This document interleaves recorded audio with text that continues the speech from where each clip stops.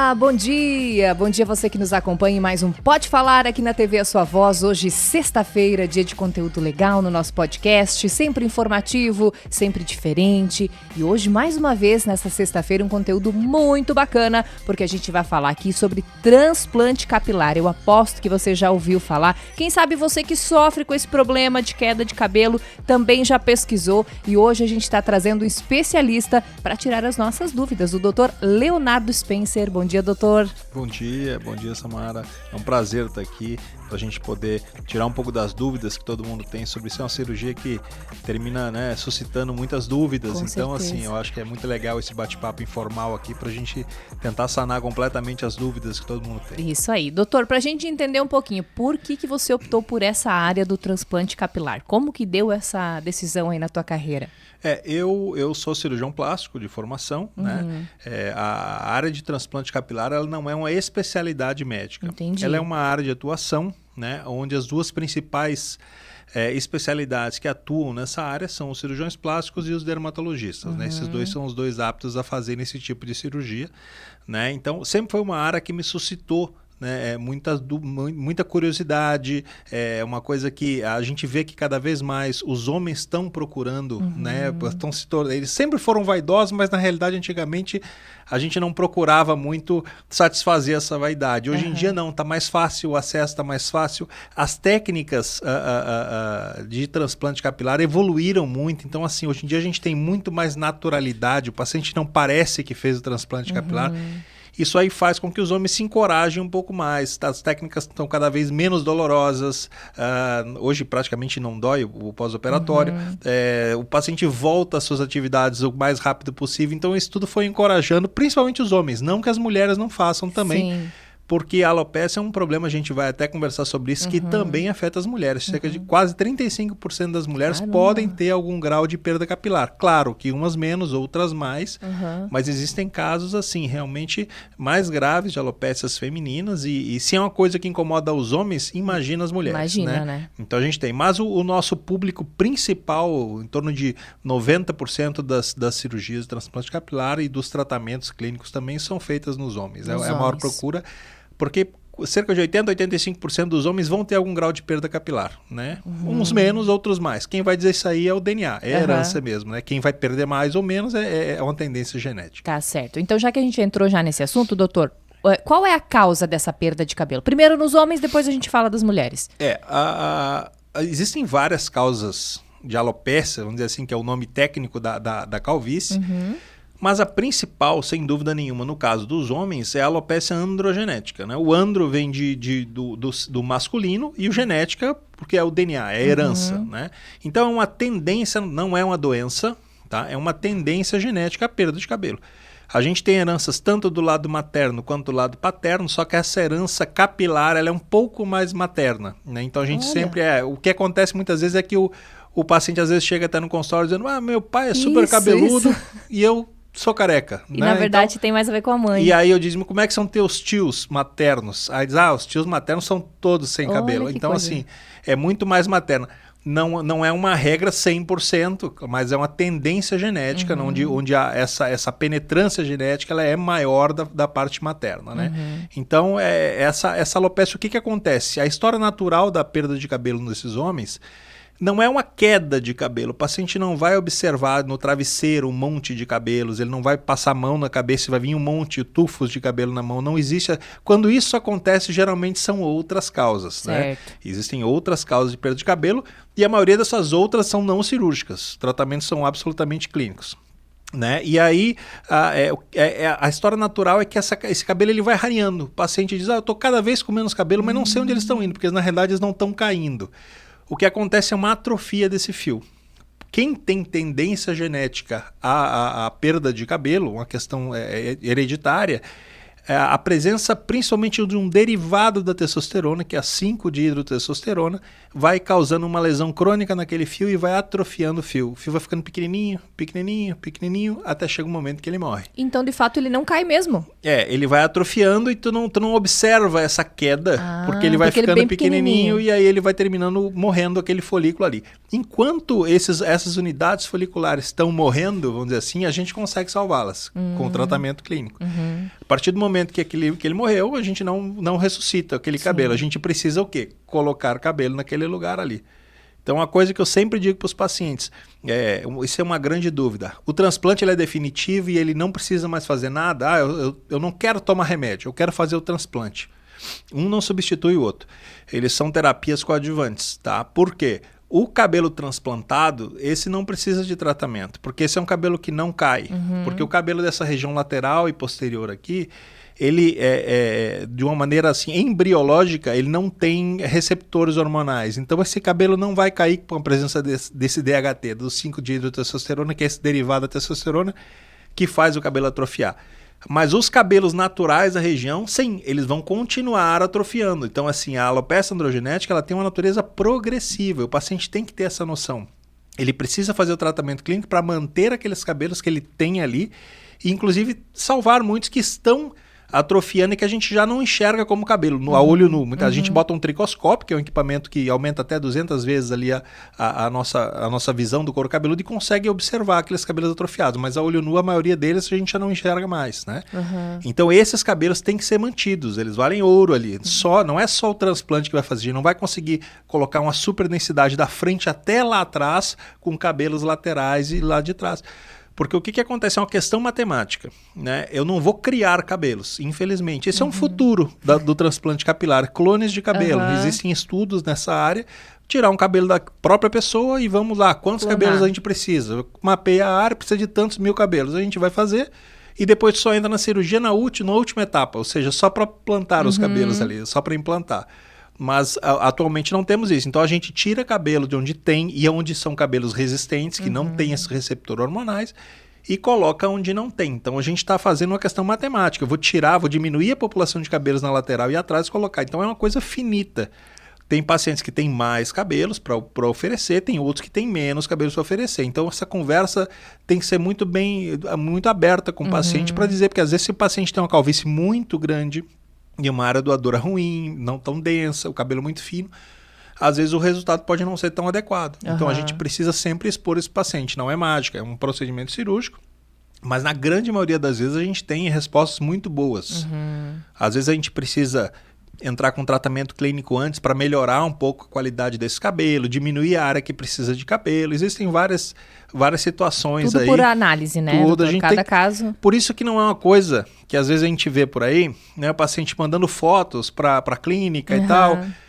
E nem é o médico que avalia aquelas fotos, né? Às vezes e diz, teu caso é bom, não é bom. Na realidade, assim, o paciente precisa fazer uma consulta médica. Ele tem que ser examinado, ele tem que ser tocado, ele tem que ser feita uma tricoscopia, uma análise do caso dele. Para a gente poder realmente saber o prognóstico daquele caso ali, né? Graças a Deus, hoje em dia a gente tem, assim, prognósticos excelentes. A maioria dos casos tem resultados, né, muito bons, muito satisfatórios, extremamente naturais, mas sempre tem que ser avaliado por um especialista. Tá? Não é uma coisa para se ver por foto e tal. Pode-se ter uma noção, mas não prescinde nunca, né, de realmente se fazer essa consulta médica. Tá certo. E as mulheres, doutor, qual a principal motivo aí da queda ou da alopecia? Pois é. Então, no caso das mulheres, a gente chama, antigamente se chamava também de alopecia androgenética, hoje em dia já se mudou, porque não é só o hormônio masculino que causa essa atrofia nas mulheres, né? O caso das mulheres é um pouco mais complexo, eles são multifatoriais, né? Então existem várias coisas que vão influenciar naquela perda ali, além da questão hereditária também, né? Existem os padrões de perda de cabelo, são um pouco diferentes. No homem, geralmente, ele começa com as entradas e com a região da coroa e, vamos dizer assim, ela tem uma tendência a ir se fundindo, né? Essas entradas e a coroa vão terminando perdendo o cabelo nessa porção central. Nas mulheres existem alguns outros padrões. O mais comum é o padrão difuso, ou seja, em toda a região superior da cabeça ela tem uma rarefação, mas ela não perde o desenho capilar que ela tem. Ela continua com aquele mesmo desenho, só que ralinho, né, com pouco cabelo. Existem outras mais temporais, né? Outras mais frontais, né? E isso se falando nessa alopécia padrão feminino, que é o nome que se dá hoje para essa, que seria a correspondente à alopécia androgenética nos homens. Tá? E ela tem muita relação com a questão hormonal da mulher. Muitas vezes a paciente relatam que o início da perda de cabelo aconteceu após a primeira gestação, com as mudanças hormonais próprias da gestação. E também são os dois pontos principais, ou gestações ou menopausa. Então, na menopausa, muitas vezes as mulheres começam a perder bastante cabelo. São casos um pouco mais complexos de se trabalhar, de se resolver. Em geral, o tratamento clínico se inicia antes de uma indicação cirúrgica. A gente tenta sempre, clinicamente, fazer um controle dessa perda de cabelo. E aí, a partir disso, em alguns casos, a gente tem uma indicação cirúrgica para melhorar aquela densidade difusa que a paciente tem. Muitas vezes ela tem perdas na cabeça toda, não só na região do topo da cabeça, vamos dizer assim, como é no caso dos homens. Doutor, tem uma dúvida que muitas mulheres ficam com medo quando começa a perder o cabelo. Eu vou ficar careca. Mulher fica careca ou não, afinal? Pois é. Assim, completamente careca como os homens ficam, né? Com aquele topo da cabeça mais lustroso, assim, é muito difícil, tá? Por uma alopécia padrão feminino. Certo. Existem outros problemas que geram alopécias, né? Problemas autoimunes, né? Existem doenças de pele que podem gerar, né? E tem as alopécias areatas, existem vários tipos de problemas que geram perda de cabelo, e esse sim, em algum momento, pode gerar uma perda total em algumas regiões. Mas, nesse caso, são doenças que precisam ser tratadas clinicamente. Essa mais comum, que é a alopécia padrão feminino, em geral ela não vai fazer a paciente perder 100% dos cabelos, mas em alguns casos, nos casos mais graves, a perda de cabelo é uma perda bem considerável e constrangedora. Assim, o paciente fica às vezes com aspecto, sabe quando o paciente faz, por exemplo, uma químio e está perdendo o cabelo e fica com aquele cabelo bem ralinho na parte superior. Graças a Deus isso é uma exceção, não, é mais raro de acontecer. Mas pode ser uma coisa desse nível, que gera realmente um constrangimento social para o paciente muito importante. Imagina, né? E nesses casos são casos de difícil tratamento.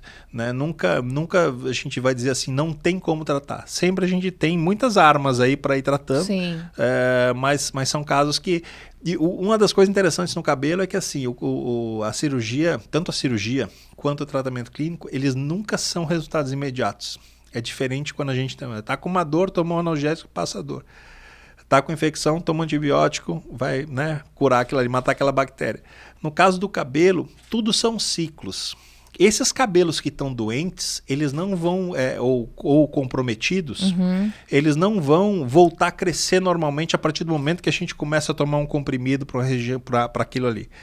O que acontece? O cabelo tem fases, ele tem 3 fases. Ele tem uma fase de crescimento, uma fase que está se preparando para cair e uma fase de queda, que é a fase telógena. Depois ele volta para essa fase inicial, que é a fase anágena aqui.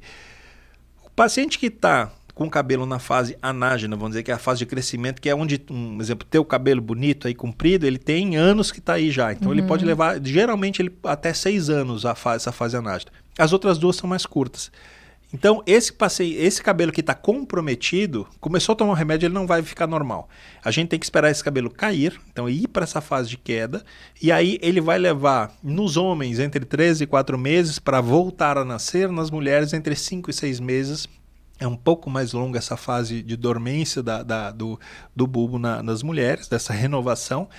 E aí sim, ele quando for nascer de novo, estando num ambiente propício, né? Ou seja, tu tá tratando aquilo ali, tu ofereceu tudo que aquele cabelo precisa, tá cuidando do que tá gerando atrofia naquele cabelo, aí esse cabelo vai nascer normal. Então tu começa a tomar um remédio, e só vai começar a ver alguma mudança os homens por volta de 4 meses, as mulheres por volta de 6 meses. Imagina para uma mulher que está com esse problema, deve ser muito difícil esperar todo esse processo. Às vezes desiste antes, né, doutor? Isso, porque tu vai, imagina, tu tomar 5, 6 meses um remédio que o médico está dizendo que vai melhorar e tu já está tomando ali 3 meses, 4 meses, tu olha no espelho e diz, esse negócio não está funcionando. Eu não estou vendo mudança nenhuma. Como é difícil. E tu tem que... Essa fase é fundamental. Depois que passa e começa a ver, olha, eu acho que está começando a melhorar um pouquinho. Então aí ele vai melhorando. Até quando? Aí depende, mas até entre 2 e 4 anos tu tem melhora. Alguns pacientes com 2 anos estabilizam, outros vão até 4. e depois estabiliza. A gente consegue estabilizar. Chega um momento que isso aqui é o melhor que a gente consegue. A partir daquilo ali, às vezes tem indicação de algum tipo de tratamento, Sim, por exemplo, sim. até mesmo um tratamento cirúrgico, se por acaso foi optado inicialmente somente pelo tratamento clínico, né? E a gente tem que manter aquele tratamento para que aquele cabelo permaneça ali. Isso é uma coisa importante. Então, chegou no máximo, melhorou? Vou parar tudo. Vou parar, volta a estaca zero. Em um ano, volta a cair, volta a atrofiar do mesmo jeito.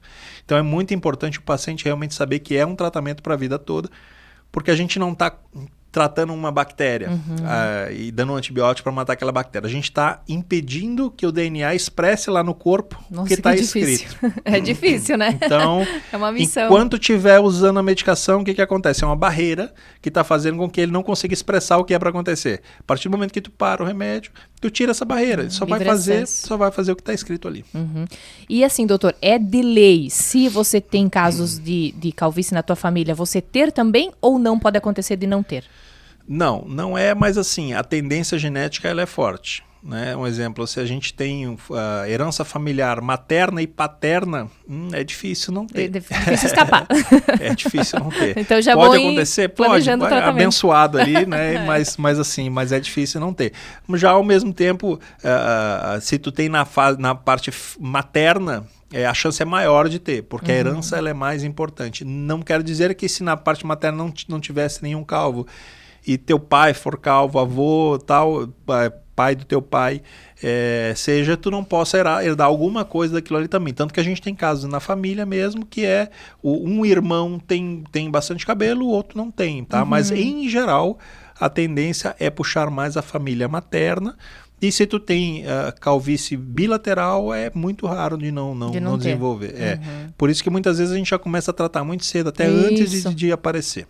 Tá certo. Doutor, o implante capilar não é a primeira opção, né? Quando o paciente chega. Ou sim, tem casos que só por aí começa? Depende de cada caso. Eu vou te citar um exemplo assim. Eu sempre falo isso para os pacientes.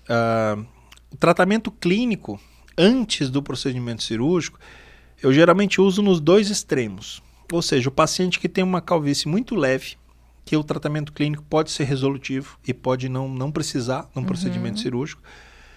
Ou pacientes muito jovens, tá? Porque o paciente jovem, a gente precisa ter disciplina nesse paciente. Então, às vezes chega um paciente com 20, 21 anos de idade e é um paciente que eu nunca indico cirurgia de cara, assim, porque é um paciente que eu preciso ver se ele vai realmente abraçar o tratamento. Não é um tratamento fácil, tem que tomar comprimido todo dia, tem que cuidar e tal. E jovem dessa idade, eu já tive essa idade também, e não teria responsabilidade talvez para fazê-lo. Não são disciplinados. Não são. Então, assim, a gente precisa primeiro ver se ele vai realmente fazer, porque é importante, o paciente ele é um aliado no tratamento. Não adianta o médico fazer a receita ali, entregar na mão do paciente essa receita, não vai resolver o problema dele. Ele vai ter que cumprir aquilo ali, vai ter que fazer os retornos e tal. Em alguns casos tem indicação de fazer aplicações também. Então, assim, então nesses casos, ou muito jovens, ou muito iniciais, os casos de calvície, ou os casos muito graves, ou seja, que tem uma área calva enorme e uma área doadora não tão boa, eu inicio com tratamento clínico. Nos casos mais leves, porque muitas vezes pode não ter indicação cirúrgica, ele resolve super bem com o tratamento clínico. E nos casos mais graves, para tentar melhorar essa relação do que eu preciso colocar de cabelo e o que eu tenho de cabelo para oferecer. Daquilo que eu te disse, que é uma questão matemática. Então, se eu tenho um pouquinho cabelo para oferecer e tenho uma área enorme para botar cabelo, não vai ficar legal. Eu vou ter que botar os cabelos mais espaçados, não vai ficar com uma densidade bacana. Então, a gente tem que pensar se realmente vale a pena fazer aquele transplante nesses casos mais graves. Então, a gente faz um tratamento, às vezes, por 6 meses, 1 ano, e melhora. A gente consegue diminuir o grau desse paciente. Por exemplo, na escala que a gente utiliza na tabela de Norwood, que vai de 1 a 7 os graus de calvície, onde 1 é praticamente sem calvície e o 7 é aquela calvície clássica, que só tem cabelo nas laterais e atrás, a gente às vezes consegue diminuir esse paciente para 6. Eu já tive casos de retorno de duas classificações, veio para o 5, por exemplo. E aí a gente melhorou absurdamente o prognóstico desse paciente, e aí sim está indicada a cirurgia. Nos casos intermediários, normalmente a gente inicia com os dois. O paciente já tem uma perda capilar, ou seja, ele já tem regiões onde o cabelo morreu, e a gente sabe que o tratamento clínico não vai trazer aqueles cabelos de volta em toda a extensão que o paciente deseja. Tem áreas onde vai melhorar, mas não toda como ele deseja. Então a gente começa os dois ao mesmo tempo. A gente faz o transplante e faz o tratamento clínico junto. porque, na realidade, assim, normalmente um prazo que a gente dá para o paciente, quando é que vai estar legal? Quando é que tu vai ver o resultado? 1 ano. Tanto da cirurgia quanto do tratamento clínico, em 1 ano tu vai ter uma melhora considerável. E aí tu termina colhendo esse resultado somado dos dois ao final de 1 ano. Né? Tá certo. Então... E doutor, para quem nunca viu como é que é feito um transplante capilar, explica pra gente assim, meio por cima, claro, sem tanta técnica, né? Porque o pessoal não vai entender, mas claro. Como é que é feito o tal do transplante? Uma coisa que é interessante é o seguinte, eu não faço transplante em consultório, em clínica, eu faço transplante num ambiente hospitalar, com a presença de um anestesista, né? Então, assim, o paciente ele é feita uma anestesia local e uma sedação profunda, uma sedação semelhante para exemplificar, que é o que se faz na endoscopia ou na colonoscopia, assim, o paciente ele dorme profundamente, não lembra de absolutamente nada, mas tudo controlado, mas não é entubado, nada disso, sim. É como se estivesse realmente dormindo. Tá? Esse paciente, a técnica que eu utilizo, que é o do fio a fio, eu raspo a cabeça, não nas mulheres é um pouco diferente, mas no caso dos homens, eu raspo a cabeça do paciente e porque o trabalho ele fica muito mais fácil de ser executado de uma maneira correta. Eu consigo melhorar muito mais a densidade, eu consigo ver muito mais todos os lugares que precisam. Então, assim, existe sangramento durante a cirurgia, claro, pequeno, mas assim, com o cabelo, aquilo ali, ele termina às vezes deixando alguns lugares difíceis de ser acessados, porque aquele cabelo pode formar coágulos e tal, junto com algum resto de sangue, alguma coisa. Então, assim, às vezes eu uso uma analogia para os pacientes assim, você imagina tu tá utilizando plantações também, né? Se tu tem um jardim, tá, que tá cheio de mato, cheio de planta grande, tu entrega um monte de muda para uma pessoa e diz, eu quero que tu bote essas mudas bem pertinhas umas das outras, mas no meio desse monte de mato aqui, não vai ser tão fácil, né? E com certeza tu não vai conseguir botar super juntinho, porque vai ter ali uma raiz aqui no meio, outra ali. E se ao mesmo tempo eu pego essas mesmas mudinhas, eu entrego para a pessoa e diz, vamos tirar todo o mato, então fica só areia ali, e aí tu vai colocar, ele vai conseguir tranquilamente colocar, vai olhar, vai ver onde está faltando, então é mais ou menos isso daí. Fica muito mais fácil da gente fazer a cirurgia. O fio longo, tem muita gente hoje que pergunta sobre a técnica do fio longo, que tu não precisa raspar o cabelo. Ele é uma técnica que a cirurgia dura o dobro do tempo. Então, assim, essa cirurgia já é uma cirurgia muito longa, tá? A cirurgia com o cabelo raspado, num caso maior, ele dura em torno de umas 8h30, mais ou menos. Porque é fio a fio, você falou fio a fio a técnica. Coloca fio a fio. Tira fio a fio e coloca fio a fio. Meu Então Deus é muita coisa, tá? Então, assim, essa técnica já é demorada, então tu imagina, fazer uma cirurgia de 17 horas não tem cabimento. Não, mas na realidade o que tem que se fazer? Normalmente se separa em 2 cirurgias. Então o paciente vai ter um custo maior, vão ser 2 dias de cirurgia, às vezes num dia seguido do outro. A extração desse fio, ela pode gerar algum problema no bulbo, porque pela torção daquele fio que vai estar comprido, ele pode gerar, né, uma incapacidade daquele bulbo germinar. Então a gente tem uma chance maior daquele cabelo não vingar, ao passo que na técnica do cabelo raspado a gente tem mais de 98% dos cabelos que vingam e pegam. Então, assim, eu não vejo muita vantagem, sinceramente, em fazer a técnica do fio longo. Não estou ainda convencido, né? Porque mas a do fio longo, então o cabelo não cai. Não, o cabelo vai cair do mesmo jeito, porque então, na técnica de transplante capilar, quando a gente faz a cirurgia, o cabelo ele vai para aquela fase de queda que eu falei. Como a gente gerou um trauma ali, ele vai para a fase de queda para se renovar. Então esse cabelo ele cresce umas 3 semanas e cai. Quando é que ele vai voltar a nascer? Naquele ciclo. Nos homens 3, 4 meses, na mulher 5 a 6 meses, é aí que ele começa a nascer. Na fio longo, ela cresce, ela cai do mesmo jeito, tá? O paciente só vai ter uma prévia mais ou menos de como é que ele vai ficar, mas vai perder o cabelo. E eu acho interessante que agora tem muita gente famosa fazendo transplante capilar e muitos raspando a cabeça e mostrando. Eu vi recentemente agora o Zezé de Camargo fez a transplante. Então, assim, o Zezé de Camargo é super vaidoso, né? Sempre foi um cara que se cuidou e aquela coisa toda. E tá ele lá de cabelo raspado até falando sobre a recuperação dele. Então, assim, se ele raspou, por que os outros não podem raspar, entendeu? É claro, existem casos, né, de atores, de pessoas, apresentadores de televisão, que às vezes não podem, eu não tenho umas férias para tirar ali e tal. Mas, em geral, é muito tranquilo. O cabelo cresce, em média, 1 centímetro por mês, né? Então, a cada 3 dias ali, ele vai crescer 1 milímetro. Então, o paciente, em 1 mês, já está com 1 centímetro. Não vai dar para fazer uma franja, mas ele... E os cabelos naturais da região, esses crescem normalmente, né? Os que vão cair são os cabelos transplantados. Tá né? certo. Então, como você explicou, não tem uma idade certa para fazer. Até os mais jovens vêm aí, iniciam um tratamento, quem tem, né, problema na família, mas não tem uma idade específica. Depois dos 30? Não tem. Eu vou dizer assim, como eu te falei, nos muito jovens eu prefiro não operar, mas assim, a partir dos 23, 24 anos de idade, claro que tem exceções, tá? Mas assim, em média, né? A partir dos 23, 24 dá para operar. Os pacientes que têm uma tendência familiar muito forte, às vezes com essa idade já tem uma perda capilar considerável. E a idade máxima não existe, desde que o paciente tenha saúde para fazer. Né? Eu já operei pacientes com 80 anos de idade, assim, que passaram a vida inteira com aquele problema e dizem, agora eu, sei lá, me deu vontade de fazer isso aqui. Tu faz uma avaliação, o paciente tendo saúde, claro, tendo boas condições clínicas, por que não? Né? Tá certo. Doutor, e barba? O pessoal procura para colocar barba? Como é que é isso?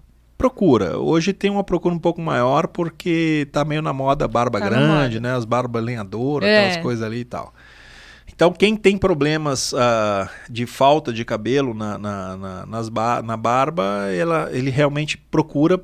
O que a gente tem que ter muito cuidado é que da onde é que a gente tira o fio para colocar na barba? É da cabeça também. Então, assim, se é um paciente que tem tendência à calvície, ele tem que estar ciente. A barba quem procura geralmente são pacientes mais jovens. Tem que estar ciente de que pode ser que lá na frente ele vá precisar de cabelo para botar na cabeça. E aí já tirou. A gente gastou uns cartuchos lá atrás para colocar na barba. Né? Exatamente.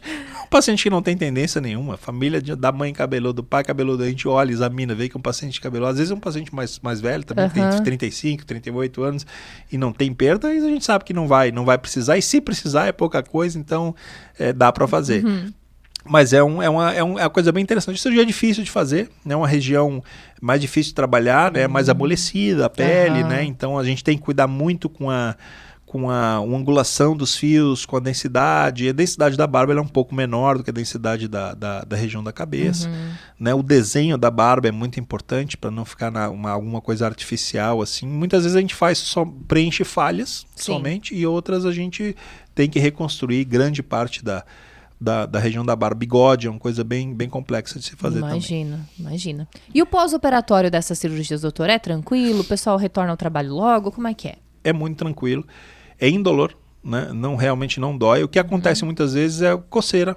Paciente a partir do segundo, terceira semana pode ter um pouquinho de coceira. Imagina, são milhares, que até voltando à questão da cirurgia lá, a gente faz 4 vezes a mesma coisa, milhares de vezes. São 4 etapas de milhares de vezes. Ou seja, primeiro eu vou usar um punch, que é como se fosse um canudo metálico oco, né, afiado na ponta. Esse punch é muito pequenininho, ele tem 0,85 milímetros de diâmetro, menos de 1 milímetro.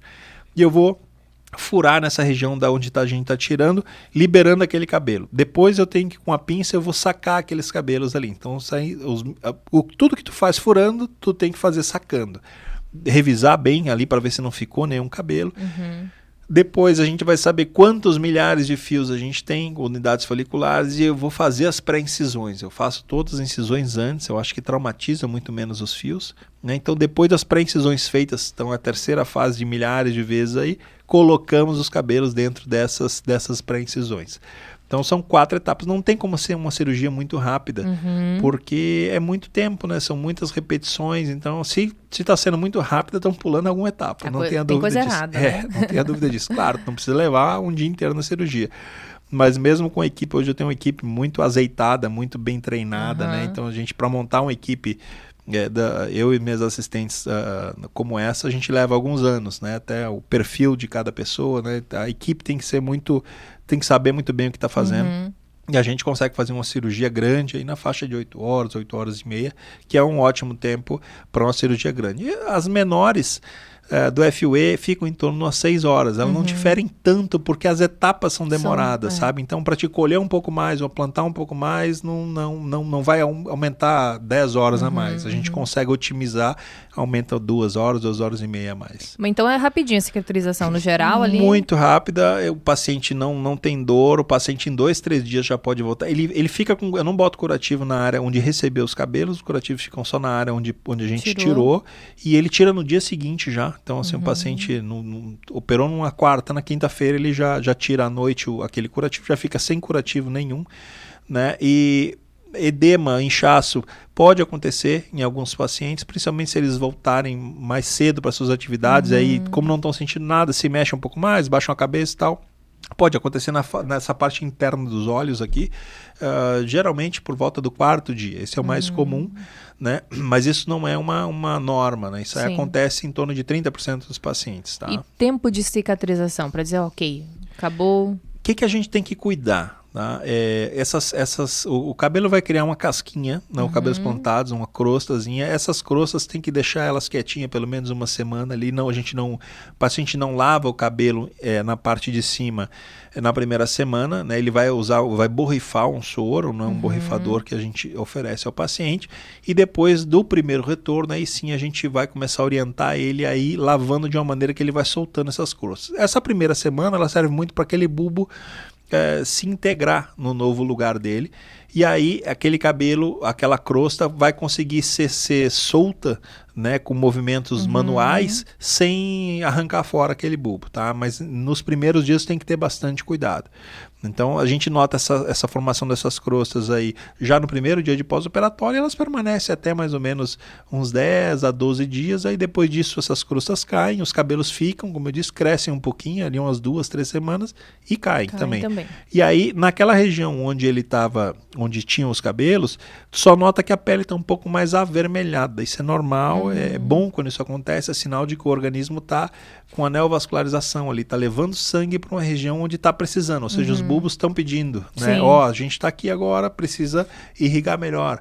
Então, essa vermelhidão é leve, não é nada que chama atenção, ela permanece por alguns meses, 2, 3 meses, e depois ela some, fica absolutamente normal. Isso é só numa fase inicial. O paciente pode botar boné no dia seguinte da cirurgia, sem problema nenhum. Tem que cuidar, obviamente, quando a gente precisa reconstruir essa porção lateral para não roçar ali, que ainda é muito precoce.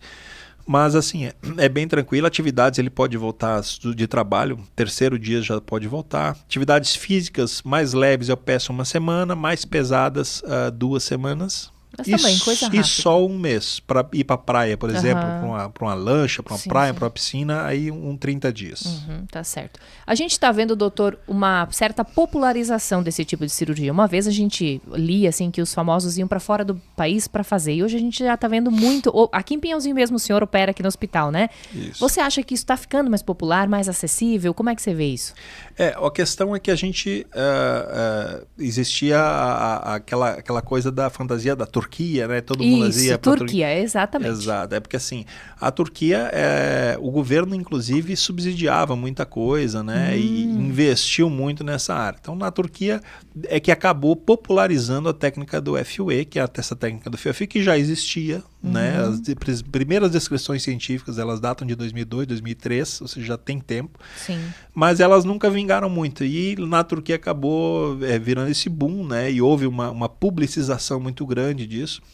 E na Turquia existem profissionais bons e existem também com coisas como em qualquer lugar, né?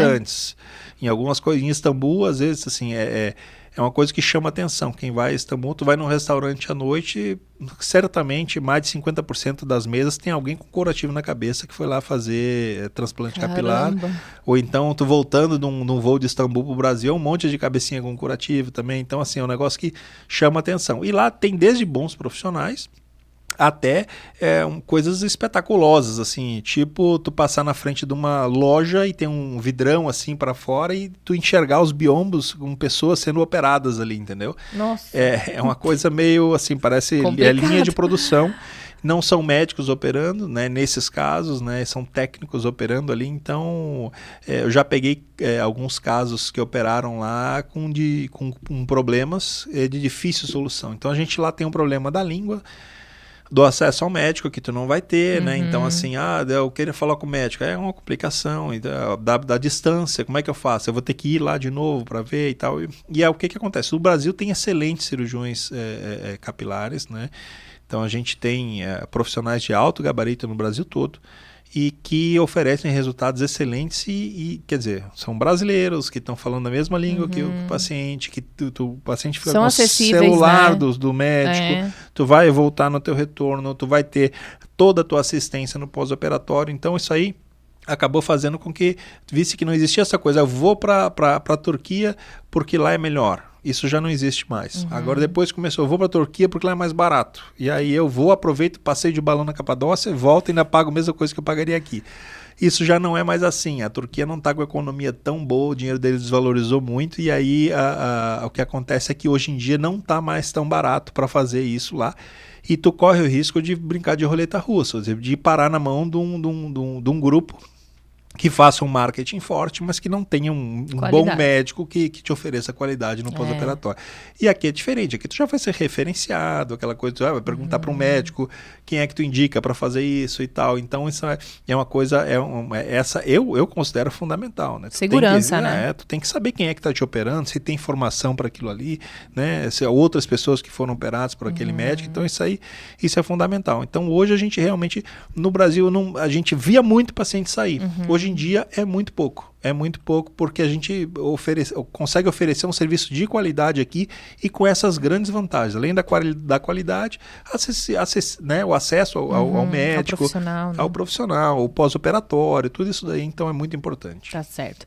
Doutor, uma vez era muito estético, né? E às vezes ainda muito estético, mas também tem muito a ver com a qualidade de vida das pessoas quando elas implantam o cabelo. Tem pessoas que mudam totalmente, até o semblante, né? Depois de fazer essa cirurgia. Sim, remoça muito, né? Remoça bastante e tinha um professor meu da cirurgia plástica que dizia que não existe nenhuma cirurgia estética que não tenha um fim reparador e nenhuma cirurgia reparadora que não tenha um fim estético também. Então elas se misturam muito, né? É difícil tu categorizar o que é estética, o que é reparador, porque isso é uma cirurgia que ela muda, às vezes, até o comportamento do paciente. Exato, isso sabe? mesmo. A gente vê muita gente acanhada, aquela coisa assim, um paciente, né, mais tímido, e que depois que faz a cirurgia chega bem garboso lá no consultório e tal, exibido, entre aspas, né, orgulhoso do seu cabelo e tal. Então isso aí é muito legal. Eu vou dizer que para mim assim o melhor reconhecimento que eu tenho é esse assim, é de ver o paciente bem consigo mesmo, sabe?